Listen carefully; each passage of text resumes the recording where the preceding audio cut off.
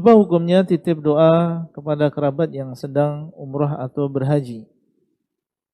Asalnya seseorang muslim dan juga muslimah berdoa kepada Allah SWT secara langsung. Dialah yang mengatakan, wa idza sa'alaka 'ibadi 'anni fa inni qarib ujibu da'watad da'i idza da'an.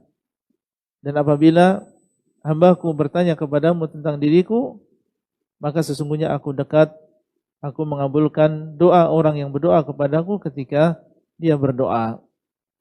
Allah memerintahkan kita untuk berdoa.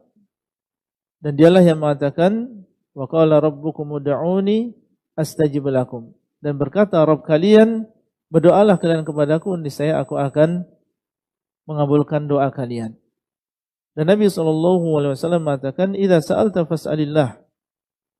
Kalau engkau meminta, mintalah kepada Allah.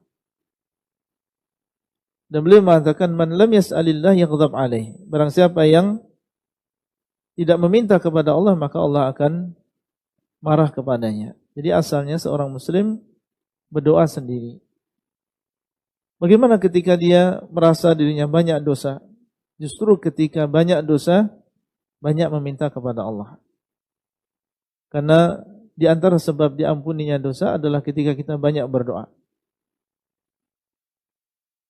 Dalam sebuah hadits qudsi, Allah SWT mengatakan, innaka ma da'autani wa rajautani ghafartu lak ala ma kana minka wala ubali.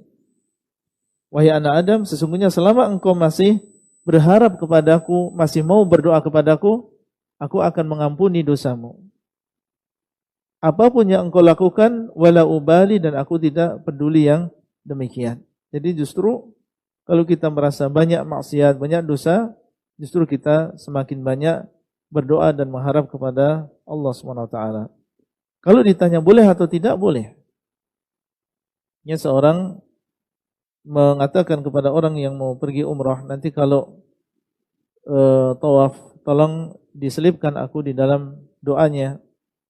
Atau ketika sa'i, diselipkan aku di dalam doanya. Di sana ada memang keadaan-keadaan di mana seorang yang beribadah itu dia dalam keadaan yang mustajab doanya.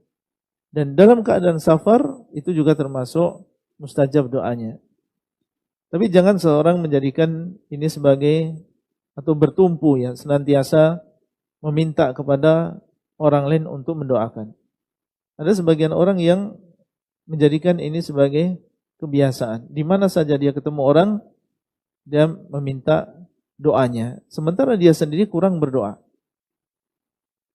Nah, ini tentunya kebiasaan yang tercela.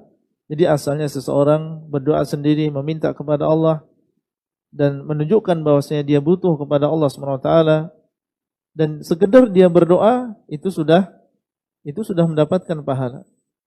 Dan sebagaimana disebutkan di dalam hadis, tidaklah seorang muslim berdoa kepada Allah dengan sebuah doa kecuali akan diberikan satu di antara 3 perkara. Mungkin akan dikabulkan doanya di dunia sesuai dengan apa yang dia minta, atau dia akan dilindungi dari musibah yang semisal, atau yang ketiga akan diberikan jawaban dari doa tersebut di akhirat.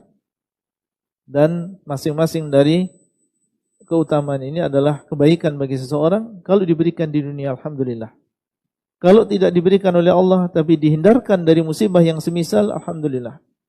Kalau tidak demikian tapi diberikan oleh Allah di akhirat, maka tentunya itu adalah lebih baik. Dan para sahabat radhiyallahu taala anhum ketika mereka mendengar hadis ini, ada di antara mereka yang mengatakan, ya Rasulullah, idzan nukthir. Wahai Rasulullah, kalau demikian kami akan memperbanyak doa. Karena setiap orang yang berdoa pasti mendapatkan keuntungan. Enggak ada istilah rugi bagi orang yang berdoa. Mendapatkan satu di antara 3 tadi. Ya Rasulullah, idzan nukthir. Wahai Rasulullah, kalau demikian kami akan memperbanyak doa. Maka beliau SAW mengatakan, Allahu aktsar. Allah lebih banyak daripada kalian. Semakin banyak kalian meminta, maka Allah akan memberi lebih banyak.